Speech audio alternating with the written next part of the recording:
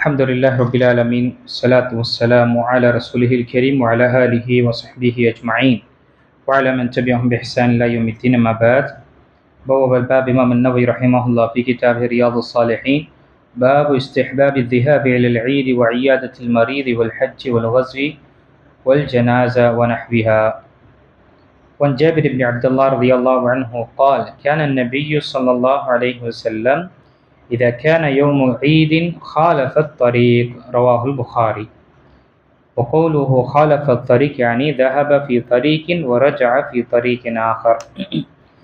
கண்ணியத்துக்குரிய அல்லாஹ் அடியார்கள், நான் தொடர்ச்சியாக ரியாது சாலிஹீனில் இருந்து சில ஒழுக்கம் சம்பந்தப்பட்ட பாடங்களை நான் பார்த்து கொண்டு வருகிறேன். இன்று பார்க்கக்கூடிய 98ஆம் பாடம் பெருநாள் தொழ செல்லுதல், நோயாளியை நலம் விசாரித்தல், ஹஜ்ஜு, ஜனாசா தொழுகை ஆகியவற்றில் கலந்து கொள்ளுதல்.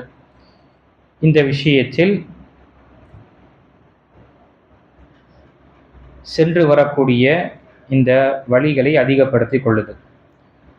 ஜாபிர் ரலியல்லாஹு அவர்கள் அறிவிக்கின்றார்கள், நபிகள் நாயகம் ஸல்லல்லாஹு அலைஹி வஸல்லம் பெருநாளில் திடலுக்கு செல்ல ஒரு வழி, திரும்பி வர ஒரு வழி என வழியை மாற்றிக் கொள்வார்கள். இங்கு இந்த ஹதீஸ் மூலமாக, புகாரில் வரக்கூடிய ஹதீஸ் மூலமாக நபிகள் நாயகம் ஸல்லல்லாஹு அலைஹி வஸல்லமுடைய பண்புகளில் ஒன்றானது, ஈது தொழுகைக்காக செல்லும் பொழுது திடலுக்கு அவர்கள் போகும் பொழுது ஒரு வழியாகவும் வரும் பொழுது இன்னொரு வழியை நபி ஸல்லல்லாஹு அலைஹி வஸல்லம் கடைபிடிக்கக்கூடியவர்களாக இருந்தார்கள். இதற்கு என்ன காரணமாக இருக்கும் என்று பார்க்கும் பொழுது உலமாக்களுடைய நிறைய நமக்கு இதனுடைய பலன்களும் இதனுடைய காரணங்கள் நாம் அறியலாம். முதல் விஷயம், சில அறிஞர்கள் கூறுகின்றார்கள், இங்கு இரண்டு பாதையை தேர்ந்தெடுப்பது, வரும்போது ஒரு வழியும் இரண்டாவது இன்னொரு வழியில் வருவது என்பது இது யௌமல் கியாமா மறுமை நாளில் இது ஒரு சாட்சியாக அமையும் நடக்கக்கூடியவர்களுக்கு. ஏனென்றால் பூமியில் நடந்து செல்லும் பொழுது வணக்க வழிபாடுக்காக செல்லக்கூடிய விஷயத்தில் அனைத்துமே இந்த பூமி நமக்கு மறுமை நாளில் சாட்சியாக நமக்கு சான்று பகரும்.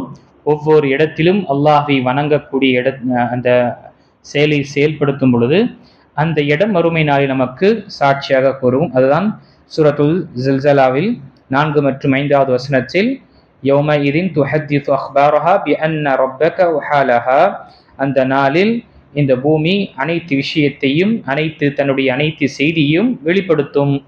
ஏனென்றால் அவருடைய அந்த பூமியின் இறைவன், ஏனென்றால் பிஅன்ன ரப்பக வஹாலஹா, உன்னுடைய இரட்சகன் அதற்கு அதை செய்யுமாறு அவன் கட்டளையிட்டான்.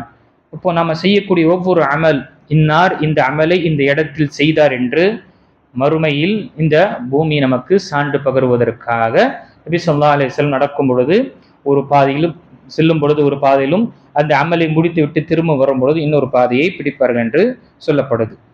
இரண்டாவது சில காரணங்கள் சொல்லப்படுகின்றது. இது அல்லாஹுடைய ஒரு அத்தாட்சிகள் ஒன்று, ஷஈரா, ஈது பெருநாள் என்பது, அங்கு திடலுக்கு நாம கூட்டமாக செல்வது என்பது இது அல்லாஹு தஆலாவுடைய ஷிஆரிலிருந்து ஒன்று, அடையாளத்தில் ஒன்றாக இருக்கின்றது. அவனுடைய மார்க்கத்தை, அவனை வணங்கக்கூடிய வழிபடக்கூடிய விஷயத்தை பகிரங்கமாக நாம அதை காண்பிப்பது என்பது இதற்காக தான் நபி ஸல்லல்லாஹு அலைஹி வஸல்லம் செய்தார்கள். அங்கு நாம் பார்க்கும் பொழுது எல்லா திசையிலிருந்தும் மக்கள் கூடி ஒன்றாக போகும் பொழுது ஒரு பெரிய நல்ல ஒரு தோற்றமாக இருக்கும். அதற்காக செய்யக்கூடியவர்களாக இருக்கின்றார் என்று குறிப்பிடப்படுகின்றது. சிலர் இந்த காரணத்தை கூறும் பொழுது இங்கு மிஸ்கீன்களுக்கு, ஏழை எளிய மக்களுக்கு சதகா மற்றும் தானமும் செய்வதற்காக இப்படி செய்யக்கூடியவர்களாக இருந்திருப்பார்கள். செல்லும் பொழுது ஒரு வழியில் உட்கார்ந்து அல்லது ஒரு வழியில் யாசகம் கேட்கக்கூடியவர்கள் அவர்களுக்கு தானந்தரம் செய்வதும், பிறகு வரும் பொழுது அடுத்த வழியில் யாருக்கு கிடைக்கவில்லையோ அந்த தானந்தரம் சதகாக்களை அவர்களுக்கு கொடுப்பதற்காக சொல்லப்பட்டிருக்கின்றது. ஆனால் இது அனைத்துமே காரணங்கள் என்னவாக இருந்தாலும் மிக நெருக்கமாக இருக்கக்கூடியது ஷேக் உஸைமீன் ரஹிமஹுல்லாஹ் அவர்கள் கூறுவது, வலக்கின்னல் அக்ரபு வல்லாஹு அலம் அன்னஹு மின் அஜ்லி இஸ்ஹாரி ஷஈரதி ஹத்தா தظஹர ஷஈரத ஸலாத்தில் ஈதி. இந்த அனைத்து காரணங்கள் இருந்தாலும் மிக முதன்மையான ஒரு காரணத்தை பார்க்கும் பொழுது அல்லாஹுடைய அடையாளங்களை, அவனுடைய அத்தாட்சிகளை வெளிப்படுத்துவதும் பகிரங்கப்படுத்துவதற்காக தான் இங்கு நபி ஸல்லல்லாஹு அலைஹி வஸல்லம் செய்தார்கள் என்று உலமாக்கள் கூறுகின்றனர். அப்போ நம்முடைய இபாதத், குறிப்பாக இந்த இபாதத்து நாம் வணக்க வழிபாடு, குறிப்பாக ஈதுடைய பெருநாளுக்கு செல்லும் பொழுதும் திரும்பி வரும் பொழுது நபிகள் நாயகம் ஸல்லல்லாஹு அலைஹி வஸல்லம் செய்தார்கள் என்ற எண்ணத்தில் நாம் கொள்ள வேண்டும். சரி, இதற்கு ஒரு கேள்வி வரலாம். என்ன, இதே மாதிரி நமக்கு ஜுமாவுடைய ஈதும் என்ன, ஜுமா என்பதும் ஒரு சிறு சிறு ஈதாக இருக்கின்றது.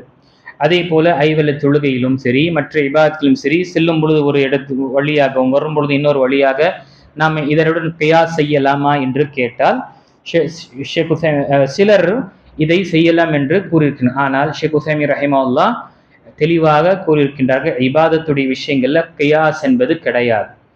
நபி ஸல்லல்லாஹு அலைஹி வஸல்லம் காலத்தில் இந்த மாதிரி வாய்ப்பு இருந்திருந்தது. ஜுமாவுக்கு சென்று வரக்கூடிய வாய்ப்பும் ஐவல தொழுகைக்கு சென்று வரக்கூடிய வாய்ப்பு, இந்த அமல்கள் இருந்து நபி ஸல்லல்லாஹு அலைஹி வஸல்லம் இந்த திடலுக்கு செல்லக்கூடிய இந்த சுன்னாவை மற்ற இபாதத்துகள் அவர்கள் பயன்படுத்தாத காரணத்தினால் நாம் வெவ்வேறு இபாதத்தில் இதில் என்ன செய்ய முடியாது, அனலைஸ் செய்ய முடியாது அல்லது ஃபிட் செய்ய முடியாது. கியாஸ் இதற்கு கூறுவார்கள். இப்போ இபாதத்துடைய விஷயங்கள் நம்ம கியாஸ் செய்ய முடியாது.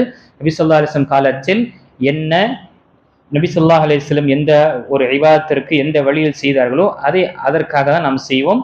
அதை மற்ற எல்லா வழிகள் அதை நாம் அமல்படுத்தின அதை நம்ம ஃபிட் செய்ய முடியாது என்று ஷேக் உசைமீன் ரஹிமஹுல்லாஹ் தெளிவாக நமக்கு கூறி என்ன புரிய வைக்கின்றார்கள்.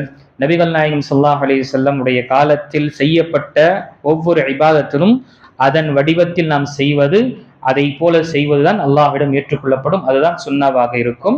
நம்முடைய வாழ்க்கையிலும் ஒவ்வொரு அமல்களையும் செய்யும் பொழுதெல்லாம் நாம் அல்லாஹ்வுடைய தூதரை பின்பற்றுகின்றோம், நம்மால் முடிந்தவரை இயன்றவரை அல்லாஹ்வுடைய தூதரை நாம் பின்பற்றுவோம் என்ற அந்த நினைப்பில் நாம் செய்யும் பொழுது அல்லாஹுக்கு கட்டுப்பட்ட அந்த கடமைகளை நிறைவேற்றும் என்று அல்லாஹு தஆலா நபியை பின்பற்றுங்கள் என்று கூறினான். அவனுடைய கடமையை நிறைவேற்றியவர்களாக ஆவோம்.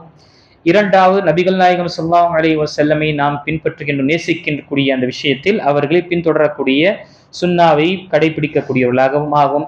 மூன்றாவது, இதற்குரிய நன்மை அல்லாஹு தஆலாவிடம் எனக்கு கிடைக்கும் என்ற அந்த எண்ணத்திலும் நமக்கு சிறந்த கூலி கிடைக்கும். ஆக அல்லாஹு தஆலா சொல்லக்கூடிய அனைவர்களுக்கும் சொல்லப்படக்கூடிய சிறிய சிறிய பாடங்களை நம்முடைய வாழ்க்கையில் இந்த அம்சங்கள் எல்லாம் இருக்கின்றதா என்று பார்த்து, அது இருந்தது என்றால் அல்லாஹுக்கு நாம் நன்றி செலுத்த வேண்டும்.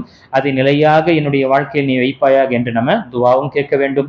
இல்ல புதிதாக சில அமல்களையும் சில நற்பண்புகளையும் நாம் படிக்கும் பொழுது கேட்கும் பொழுது அது என்னுடைய வாழ்க்கையில் இல்லை என்றால் அதை கொண்டு வருவதற்காக நாம முயற்சி செய்ய வேண்டும். அப்படிப்பட்ட அல்லாஹ் தஆலா பாக்கியத்தை கொடுத்தல்வானாக. ஆமீன். வாஹிரு தஅவானா அல்ஹம்துலில்லாஹி ரப்பில் ஆலமீன்.